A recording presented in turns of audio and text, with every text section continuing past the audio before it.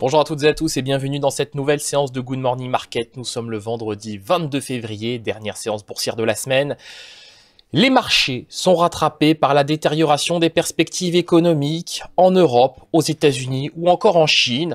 On l'a vu hier avec la publication des indices d'activité manufacturière en Allemagne, en France ou encore en zone euro.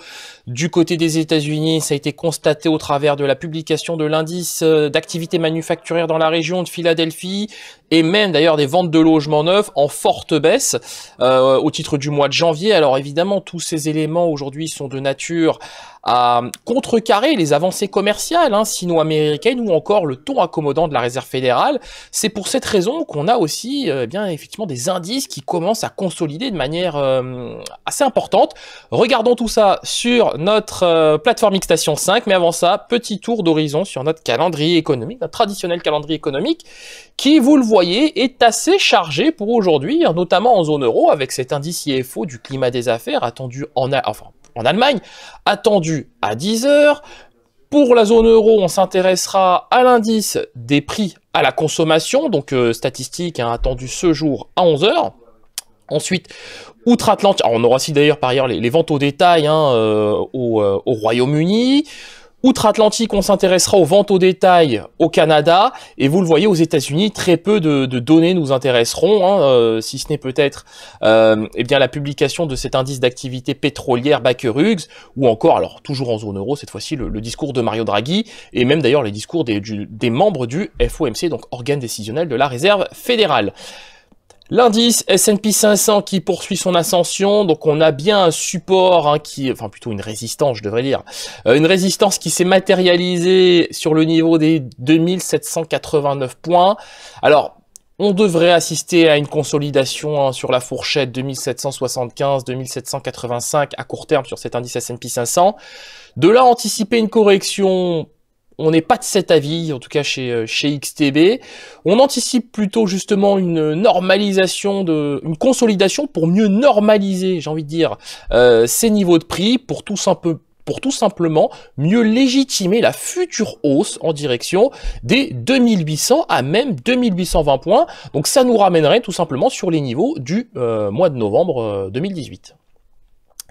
Sur le DAX 30, sur le DAX 30, on a bien retrouvé cette zone de consolidation identifiée hier, donc c'est la fourchette 11 430, 11 400 points, donc là pour le moment on a des prix qui, vous le voyez ici, ont bien buté sur ce niveau de support. On en parlait hier, d'ailleurs au cours de ce Good Morning Market, du Good Morning Market d'hier, donc du 21 février.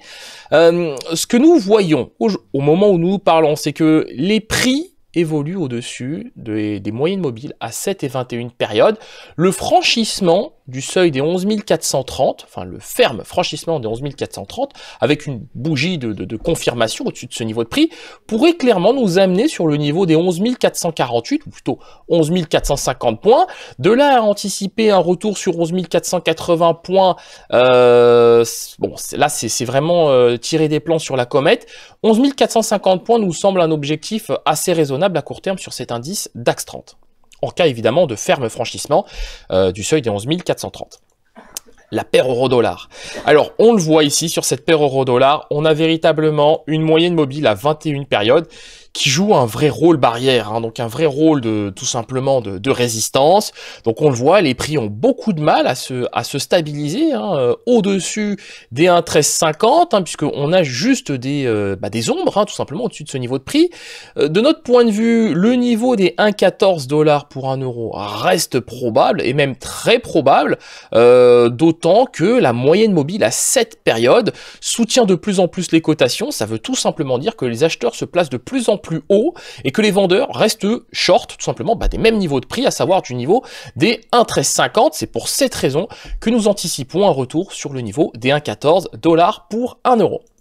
Du côté du pétrole, et notamment le contrat WTI, alors hier, on a eu effectivement une mauvaise nouvelle du département de l'énergie américain qui a fait état d'une nouvelle augmentation des stocks de pétrole brut pour la semaine terminée au 15 février, 3,7 millions de stocks en plus aux États-Unis, donc c'est pour les stocks de brut. En revanche, les stocks de produits distillés, ou plutôt de fuel domestique, et d'essence se sont contractés.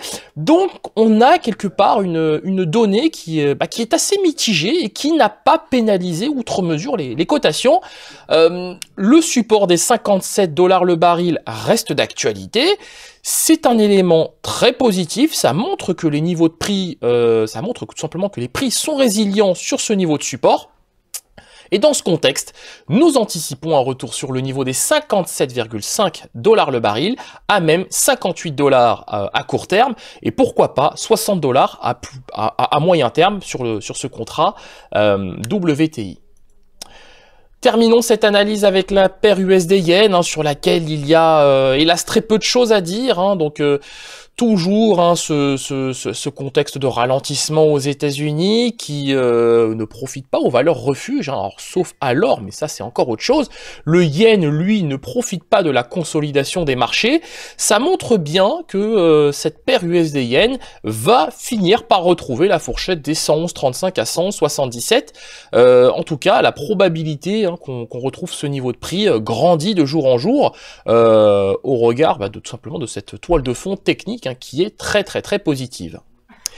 Merci d'avoir suivi cette séance de Good Morning Market. Nous nous quittons sur cette note. Nous vous souhaitons une excellente séance de trading, une excellente journée. N'hésitez pas à partager, liker ou encore commenter cette vidéo.